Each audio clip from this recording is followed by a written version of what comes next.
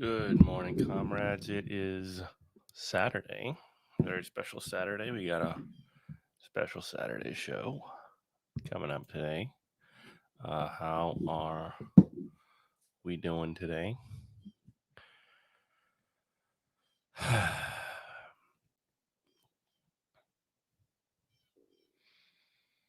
Yeah, just trying to get myself a little set up right now, and we can get rolling. Got a little fun show today. Not gonna take it too seriously, but there was like a lot of stuff happened last night.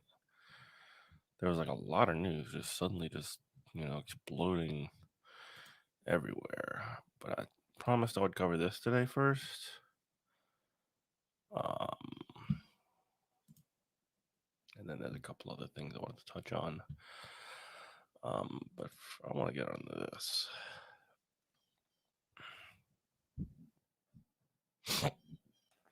So yeah, this was a wild story that came out just like on like Wednesday. Yeah, Thursday. And I wanted to kind of touch on it because it was just sort of like just too interesting to pass up. Beloved high school basketball coach killed trying to rob a Mexican drug cartel, sheriff says. What? Barney Harris was said to have made a positive impact on students with a motto urging all love, no fear.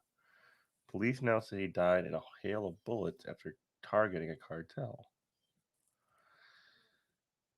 Students and parents alike joined the mourning and sudden death of a popular high school basketball coach earlier this week in Monroe, North Carolina.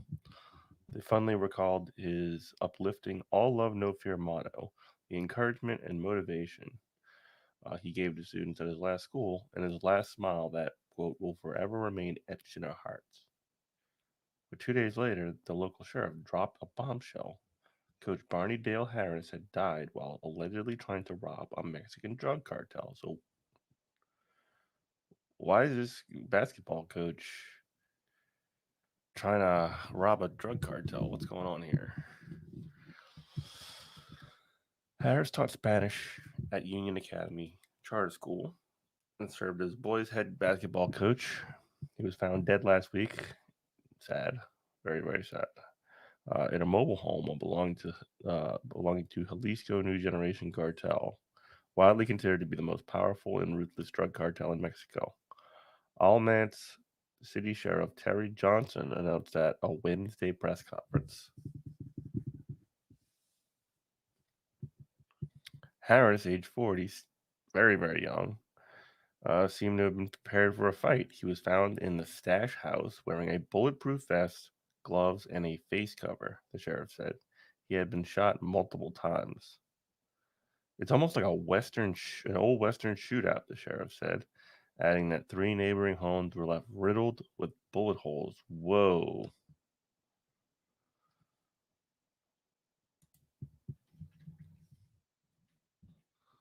Harris had gone to the trailer with his brother in law, Stephen Alexander Stewart Jr., in order to rob a cartel member named Alonso Beltran Lara. According to the sheriff, the attempted attack wasn't meant to be a one off, the sheriff said. Harris and Stewart were said to have been tracking the cartel's movements through North Carolina to pinpoint stash houses in hopes of robbing them. So I kind of like don't know what to say with this kind of story. Like it's just sort of like so wild. Yeah, and it also sounds like there's got to be more to it than this. Like what's the motivation? Like why is this like normal like pretty, decent seeming high school basketball teacher going up and like, shooting up drug cartels? And the I-85 and I-40 corridors really caused Alamance County to be a great place to deposit their drugs, the sheriff said, of the cartel's growing presence in the area. The theft did not go as planned. When police officers discovered the grisly scene after reports of gunfire in the mobile home, they found Rahalish's body, as well as Lara's, the cartel member who had allegedly plotted to rob. Lara's hands and feet were bound, and he was shot execution style. Holy shit. Though he was still clinging to life when the police got there. Officers brought him to the nearby hospital where he died. So yeah, I wanted to cover this because I just didn't really like it just like brings up so many questions. Like why is this coach, this like normal person, like doing this? What's up with this like secret life of his? Like everything that talks about with the kids, our lives will never be the same. As Ghost Harris touched the lives of everyone he gathered. This is from a GoFundMe they set up. He never met a stranger, and the encouragement and motivation he gave both his students and athletes was priceless. Coach Harris's smile will forever remain etched in our hearts. The fundraiser description reads.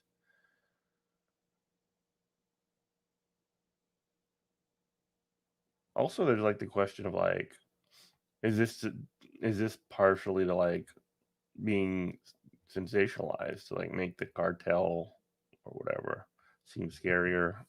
I don't know. I don't know. There's a lot to go along with this. I don't know. I just thought it was really wild and wanted to kind of touch on that story.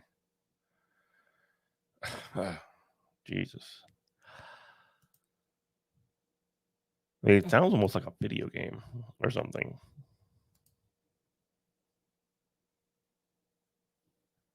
All right. Let's take a look. Oh, yeah, this pissed me off. This was really bad. This is really bad. So this is a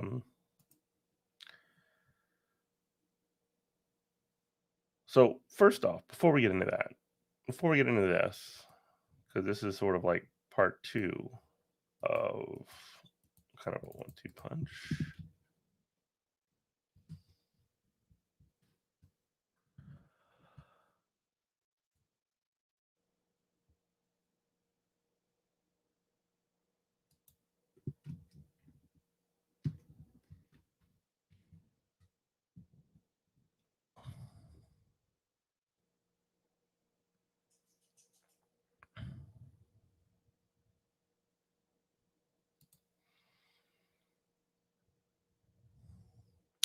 So really quickly, the PRO Act, right?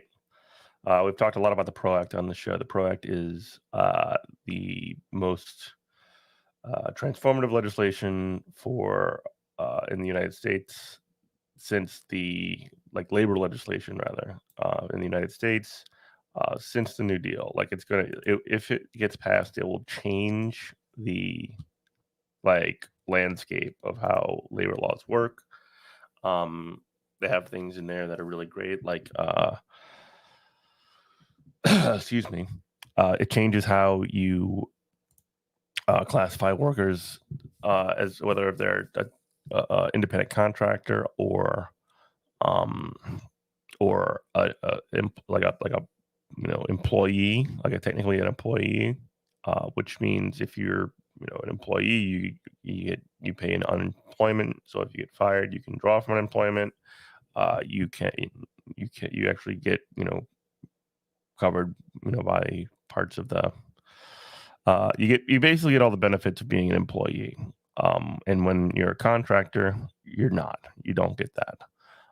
So there's been this push in a lot of places to sort of force workers um, into contractor status illegal, but there's no enforcement mechanisms, and it's not really clear. The product will clear that up. It outlaws scabs, like I said, um, in terms of if these people walk out, they can't just hire replacement workers.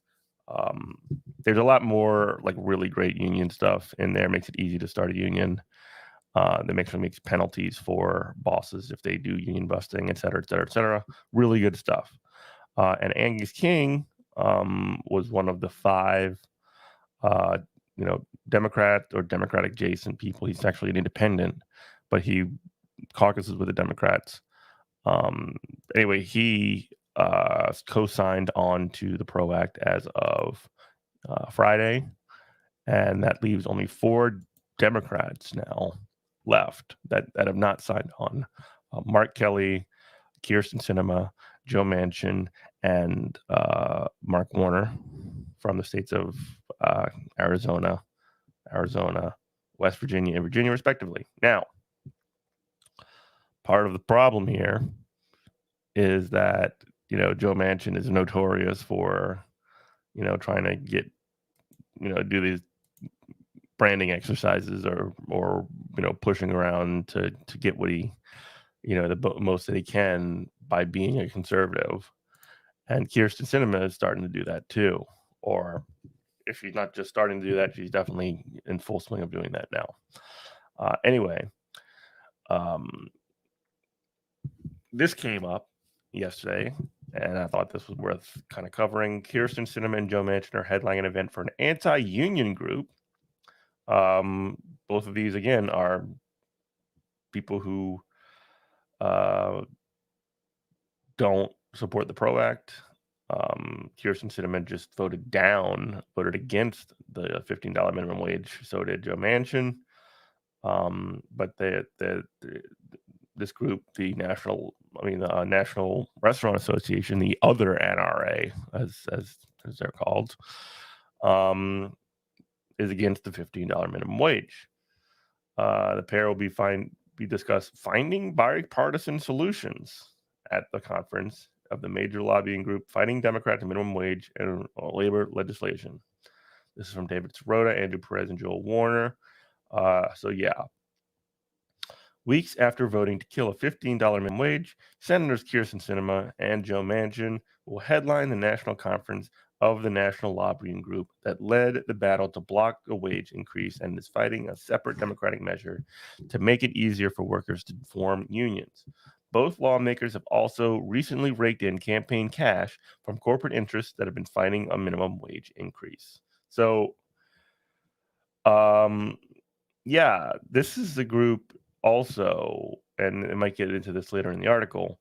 The reason that servers at restaurants and most restaurant staff that make tips can make less than the actual minimum wage is because Herman Cain, who was the former president of this National Restaurant Association, lobbied for that back in the 90s. And that's been sort of the.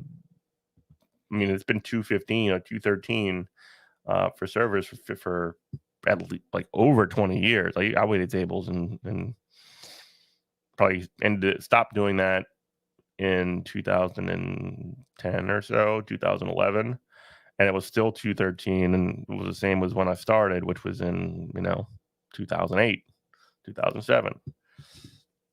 Maybe actually all the way back in 2005, I worked in restaurants. Good God, I wasted a lot of my life in restaurants. Anyway, weeks after voting to kill a $15 minimum wage, Kirsten Sinema and Joe Manchin will headline the National Conference of the Restaurant Lobbying Group that will lead the battle to block the wage increase and is fighting a separate Democratic measure to make it easier for workers to form unions, the PRO Act. Both lawmakers have also recently raked in campaign cash from corporate interests that have been fighting a minimum wage increase. Sinema and Manchin will join disgraced former Chicago mayor Rahm Emanuel. Oh, God. I mean, he's definitely disgraced. I mean, he was responsible for covering up the police murder in Chicago of Laquan McDonald, if you remember. Anyway, we'll join Rahm Emanuel next week in speeches at a conference held by the National Restaurant Association, according to the conference agenda. The NRA has been aggressively lobbying against Democrats' proposed minimum wage hike and labor legislation. Manchin and Sinema, who represent West Virginia and Arizona respectively, will be featured on panels entitled Seeking Unity, Conversations on Finding Bipartisan Solutions. God. The event is the NRA's annual public affairs conference, which in Washington speak means it is for lobbyists and focused on shaping legislation. The conference event registration page says it, quote, is an off-the-record event closed to the press. They meet in secret? What the hell? The schedule says that it will also feature former George W. Bush spokesman and Daily News personality Dana Perino. Oh, God. The two Democrats were not on the NRA's original event schedule, but have been working recently with Republicans to replace the Democrats' $15 minimum wage proposal with a lower wage, reportedly $11. Not good enough, folks. So, yeah, they get money from secret PACs, et cetera, et cetera, et cetera. This is garbage. Like, obviously, this is the whole situation that, I mean, this is the problem, right? These people are supposed to be on the same team as the folks that are, fighting for $15 minimum wage, the people that are fighting for better conditions for workers. And here they are going and into a conference with essentially people who are doing the opposite of that. Finding bipartisan solutions means defusing this problem. Like, these two people right now are essentially acting as Republicans that are, Democrats. It's disgusting. They're terrible. And yeah, fuck Joe Manchin. Fuck Kirsten Sinema. All right. There was some other stuff. Too much happened yesterday.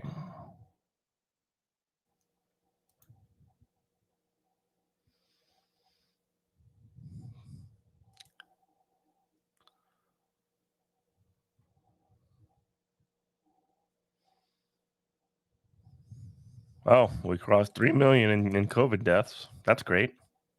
3 million COVID deaths, folks. We've crossed the line. Worldwide. 3 million COVID deaths.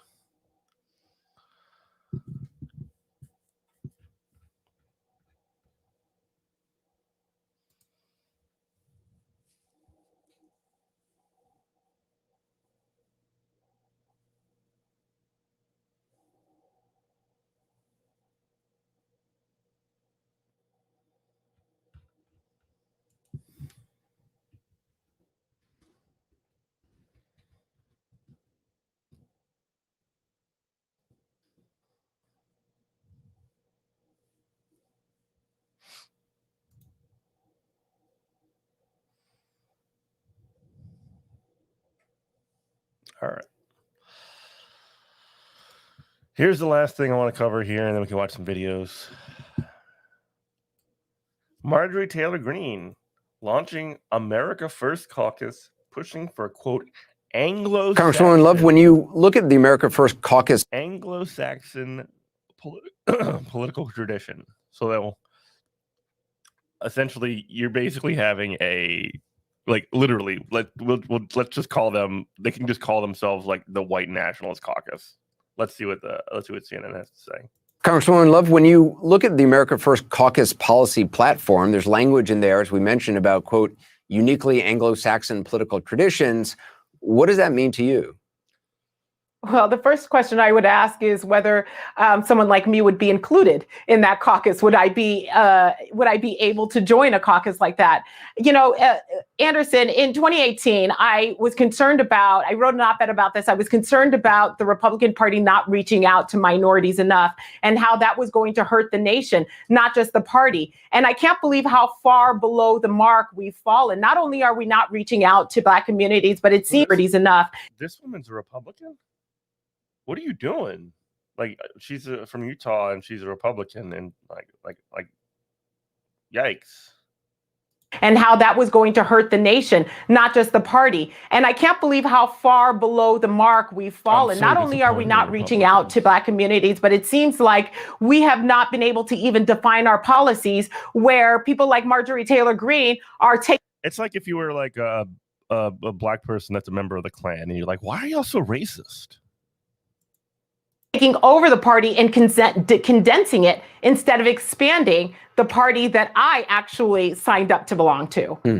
Kirsten, when you heard this stuff, I mean, it's not a surprise coming from, this particular congressperson, but what did you think?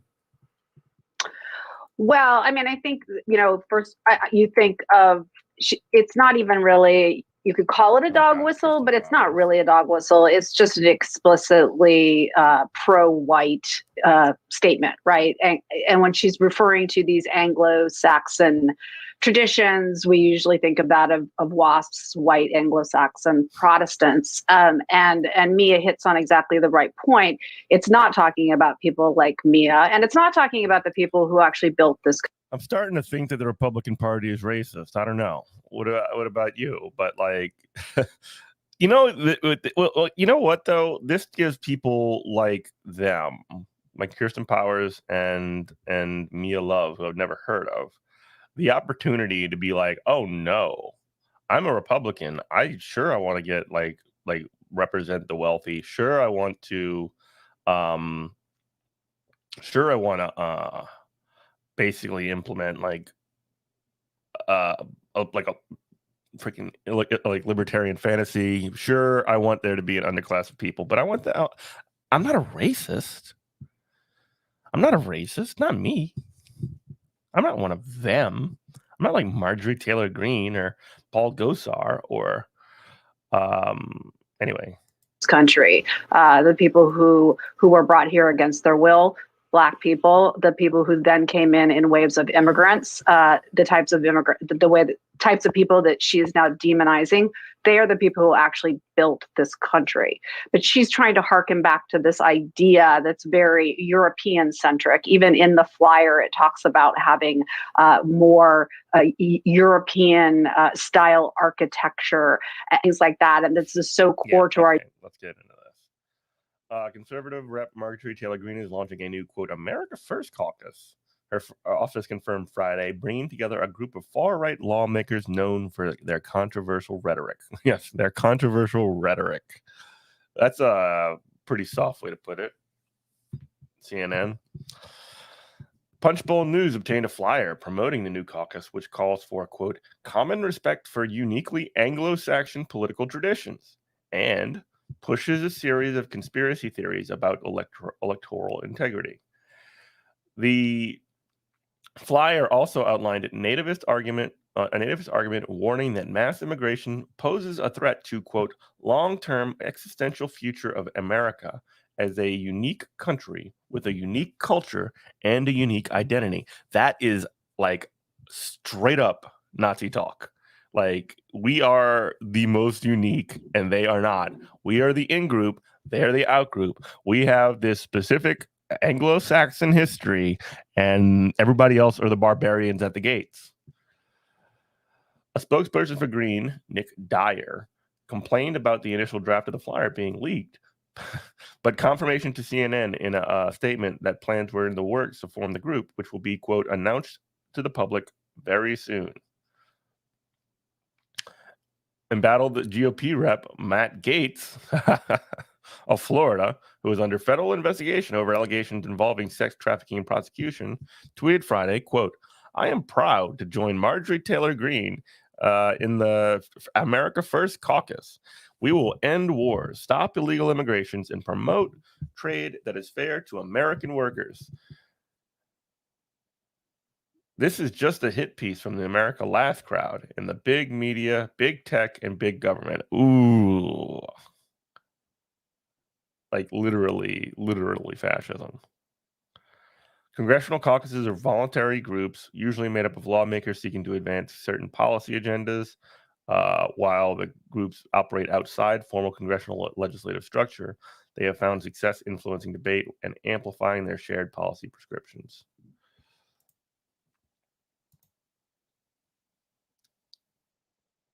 Yeah. A spokesman for Moore, Barry Moore. Okay. Geez.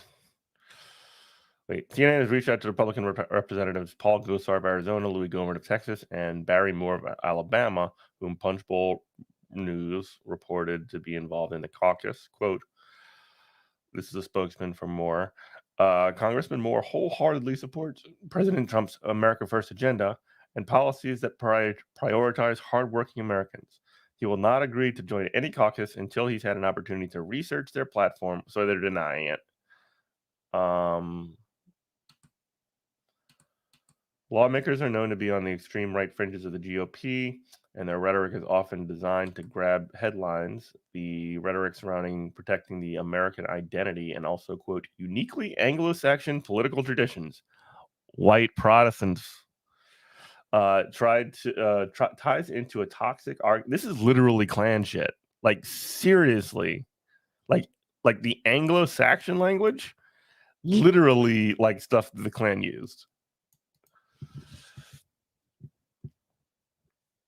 White Anglo-Saxon political traditions ties into a toxic argument with racist legacy that immigrants are, quote, replacing Americans who were born in the United States. Yeah, great replacement theory. Like literally fascism.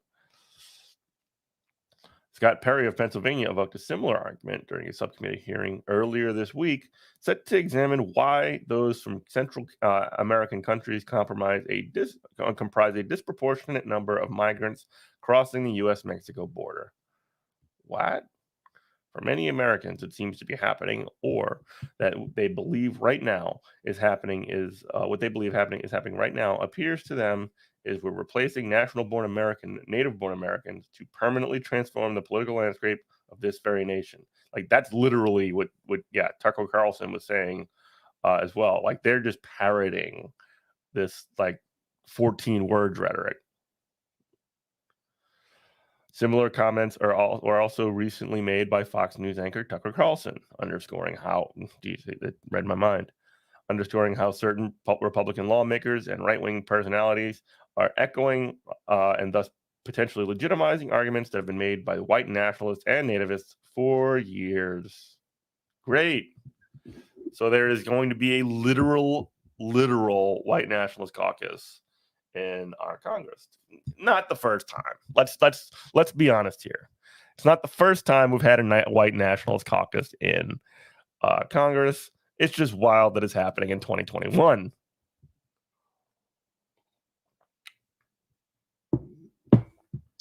The House voted in February to remove Green, a freshman from Georgia, from her committee assignments after reports of her comments surfaced showing her encouragement of political and violence.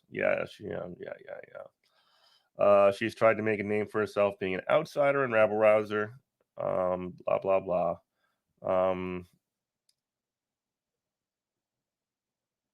She's gotten support of the far right, that's for sure. She raised $3.2 million in the first 3 months in office. So, following news of the caucus Wednesday, GOP rep Adam Kinzinger of Illinois tweeted, just when I was hoping to take a long weekend away from the crazy, I see this. Completely disgusted. Oh, like I was saying before, like those two people on top. Oh, geez. Wow. Yeah. We're Republicans, but we're not that. You know, it basically gives them something to sort of distance themselves from, even though they're going to vote together on every single fucking thing that goes. The Republicans are like so disciplined with these kinds of fucking things.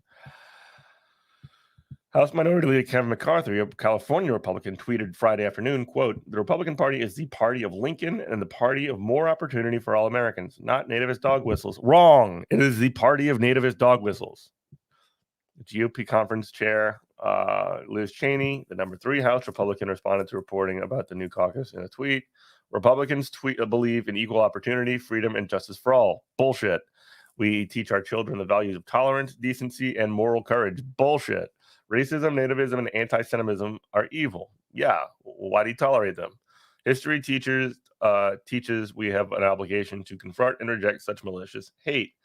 Your father literally, is the architect of the Iraq War. Shut the fuck up. But yeah, we have a white nationalist caucus in Congress. The boys are back in town, folks. The boys are back in town. White nationalism is back. Congratulations. This is the United States of America. Let's go.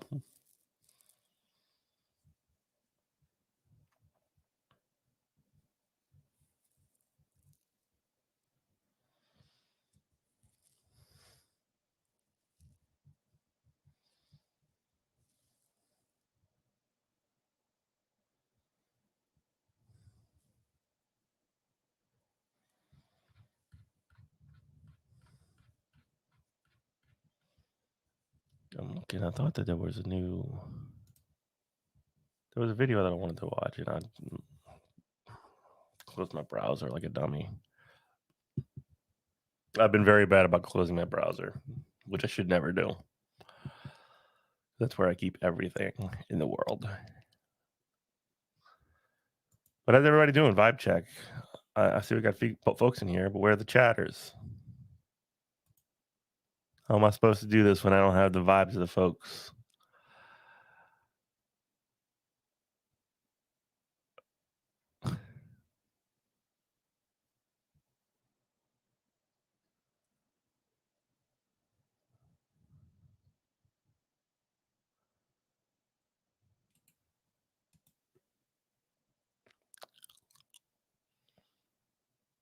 Oh, okay. All right. Fine. I'll cover this. I'll cover this because it's fun. My pillow. Mike Lindell's back, baby. We got the My Pillow guy. Hell yeah. He's got a new website. It is. Oh, what's up, G Wolf? Oh, you slept in today. Okay, I see how it is. Oh, don't text while driving, Jay Antifa, please. Please don't do that. don't. You don't need to be a chatter while you're driving. Okay, you're excused. You can't even see yet, G Wolf. All right. But the My Pillow guy is back, folks. The My Pillow guy is back. Hell yes. His new website. Oh no. The My Pillow guy is banning curse words. Let's see what the video says. Pillow CEO Mike Lindell's new, quote, free speech social media site will limit certain words, such as curse words and using the Lord's name in vain, the founder said. Lindell explained in an interview on the Ledger Report podcast. Look at that picture. Look at this absolute Adonis right here. Look at this absolute hunk. Oh my gosh, My Pillow guy. Drippy as fuck. This week, quote, you won't be able to use 4 words, the C word, the N word, the F word, and God's name in vain. You won't be able to type that in. The C word, the N word, the F word, and God's name in vain. Incredible. My Pillow. Yeah, I like that. I think you was posted that one somewhere else, DS. So you can't say the C word, the F word, the N word, or God's name in vain.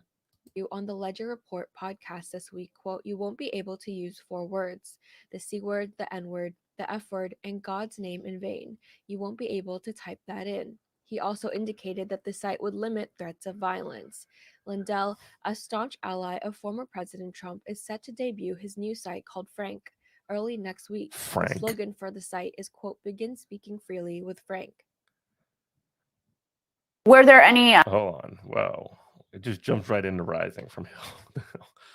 My Pillow CEO, like Mike Lindell's new free speech social media site, will limit certain words, such as curse words and using the Lord's name in vain, the founder says. You won't be able to use 4 words, the C word, the N word, the F word, and God's name in vain. What is that even? Like, that's not one word. It is censorship, right?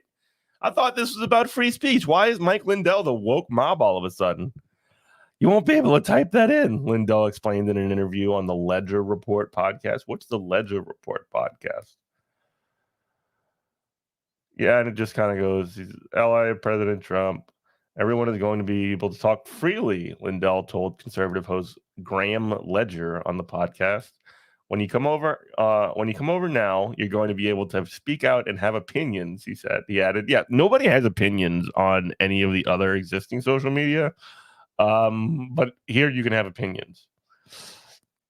He said he wants social media platform to be different from other similar conservative networking sites such as Parler. This dude's just trying to get paid, which, look, you got to respect it at least at that level, right?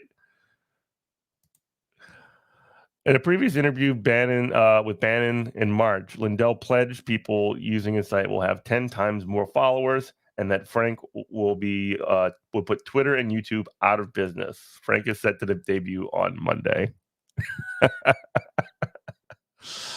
Oh my God. My Pillow guy back at it again, folks. He's at it again, folks.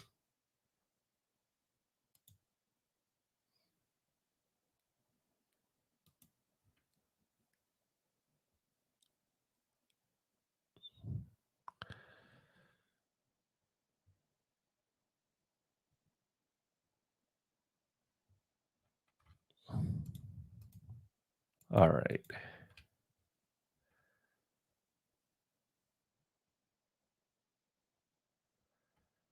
Let's wrap it up with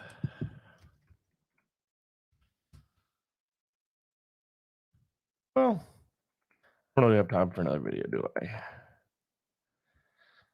Let's just play this and then we can. Hey cuties, it's me, Mind Piss. You like that noise? The noise in the background? That's construction that's been going on for a week nonstop. The gray goo is the name for a hypothetical end-of-the-world scenario first described by Kim Eric Drexler in his book, The Engines of Creation. The book was about imagining how nanotechnology... So this is going to be about, I think, the idea of infinite growth and possibly degrowth. And like, I don't really have strongly... I have multiple kind of conflicting opinions on this, so this might help develop it. Which, if you're not familiar, is essentially just microscopic autonomous machines and how that might change the way we live. The gray goo is a potential danger of that technology going berserk. Here's how it goes. You got a little nano machine. It's programmed to make more nano machines just like itself. Now, say for whatever reason, human error, malfunction, deliberate malice, doesn't matter, the machine is told to manufacture more and more copies of itself with no limit. Each machine it makes more copies of itself, pulling in more and more matter until all matter on Earth is a uniform mass of these tiny machines. A gray goo. Nanomachine, son. Now here on Hypertext Transfer Protocol Secure //youtube.com/thoughtslime, we're very pro-goo.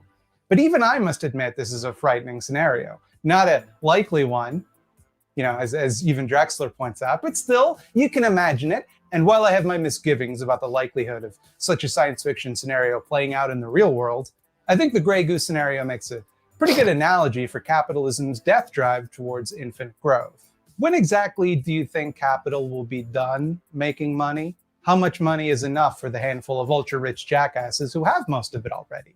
If there were an answer to that question, we long ago sailed past it, because several of them own incalculable sums, so much that they could not spend it in 1,000 lifetimes, and yet they don't stop. Despite the consequences, the human cost, the environmental cost, they keep going. It's not enough to simply have money, they have to earn more and more and more. The biggest businesses don't measure success in terms of profits anymore. If you make $1 million one year and then $1 million the next year, you've stalled out. If you make $2 million one year and then $1 million the next, your business is failing, even though you made $1 million. It's time to reevaluate your strategies, maybe reshape your leadership. Your success no longer about profit, it's about growth. But there's a problem with this model, a problem that's evident to everyone but economists and business people. At some point, however distant, there's an upper limit on how much money you can possibly make. There are only so many resources to be extracted from the earth until there aren't any left. And then there are only so many consumers to purchase your products before demand inevitably plummets. But still, you can see why this is a particularly dangerous attitude coming from companies whose products are destructive to extract, manufacture, or consume. It's dangerous for fossil fuel companies to want to extract and sell as much fossil fuel as they can, given the disastrous effect this has on the environment and the limited dwindling fossil. Not to mention the literal disasters that happen with these things. I mean, like when I was in 2010, I literally worked at a seafood restaurant when the Deepwater Horizon explosion happened, and like I'm watching, because it's happened in the Gulf of Mexico, and all the food that we get from the Gulf of Mexico, I'm like watching as the oil just spews out by the ton essentially into the basically the place where all the food came from. That basically I got, I waited tables. So after that time, a lot of people did not come into the restaurant because of that. Fossil fuels available to us. It's dangerous. Which is like a minor blip. I mean, obviously the extractive part is the primary problem. That's like a knock-on problem. But these things do go together. Like it's disasters and the sort of the general extraction of it. How else are we supposed to make earthquakes? I mean, yeah, I like the good old-fashioned tectonic plate earthquakes, not the ones where we blow up underground. Come on now. Natural earthquakes. Don't y'all believe in natural stuff? It's for cigarette companies to want to get as many people hooked on cigarettes as they can, because then all of the teens are going to look so cool that they won't follow rules anymore. And what are principals and deans going to do? And people have difficulty imagining the scope of this problem. We tend to anthropomorphize large businesses as though they're just people that want to get rich and are willing to do anything to do it, which would be bad enough. But it's so much worse than that, because they're trying to get money that meaningfully makes no difference to them. They don't seek out some sort of goal where they have enough money to give themselves and the people around them what they want. They get that, and then they keep going forever. Or more realistically, until they can't anymore, until they've used everything up. And at that point, we are doomed. Like the gray goo, there is no shutoff switch. That's the crazy thing, too. Yeah. There are people that are literally, starving, dying, not making any money. There's constantly the solution to poverty is essentially hey, let's clear out the, homeless folks that are under the bridge or whatever, and well, by the way, I have 16 yachts and 12 mansions, and it really is the amount of opulence that wealthy people have is words can't even describe how ridiculous it is. There is no way to say, you've done it, you've made enough. And how murderous it is. I mean, I would even say, to a certain extent, the fact that there is this much wealth and it gets distributed to the wealthiest people first, and the poorest people might get it later if they ever do, and many people don't, is literally violence. Single-mindedly continue the process until it physically can't anymore. There is nothing which will make them stop, as evidenced by fossil fuel companies learning their practices were affecting the global climate in potentially apocalyptic ways in the fucking 1970s and choosing to hide that information and just keep going business as usual for 50 years. The prospect of ending life on Earth as we know it was not enough to even get this process to slow down, let alone stop. Hell, we couldn't stop these companies from speeding up. And here's the truly spooky part. Here is the thing that keeps me up at night. I don't think that this is simply a result of human greed anymore. I mean, undoubtedly, that's a factor, especially early in the life of any business. But after a certain point, these corporations become, in effect, autonomous beings with a sort of emergent gestalt will of their own. That is a true. corporation is actually. legally required to produce value for its shareholders. Value is a bit of a deliberately vague term here, but most people interpret it to mean just heaps and heaps of money, just big stacks of moolah. So, on the idea that that corporations come like their own autonomous systems, that is true, right? If a CEO of, let's say, Shell or whatever, doesn't get a certain like amount of returns for the shareholders, that CEO gets replaced with someone who will. So in a way, like obviously, like no tiers for the CEOs, to be 100% clear. Let's be honest with that. I mean, they're the ones that are in there getting their hands dirty and doing all the worst things. However, they are they're like very, very directly required to do those horrible things by the virtue of their position. The problem isn't each individual CEO or each individual board or whatever. It is the position of CEO, the position of like the structures of this system. So that's always worth like keeping in mind. No one individual in a corporation has liability for the crimes of the entire thing, just whatever decisions they personally make.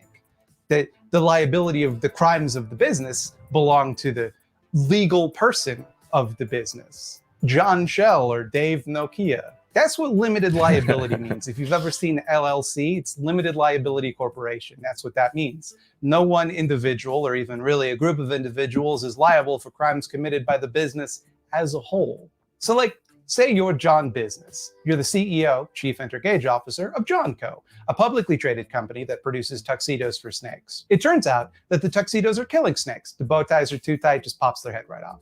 But the fine for killing snakes en masse represents a small portion of the revenue you receive for your tuxedos. So even if you personally love snakes, and who wouldn't, there's not a lot you can do. While you might not legally be required to kill snakes for your shareholders, they have pretty strong leverage over you.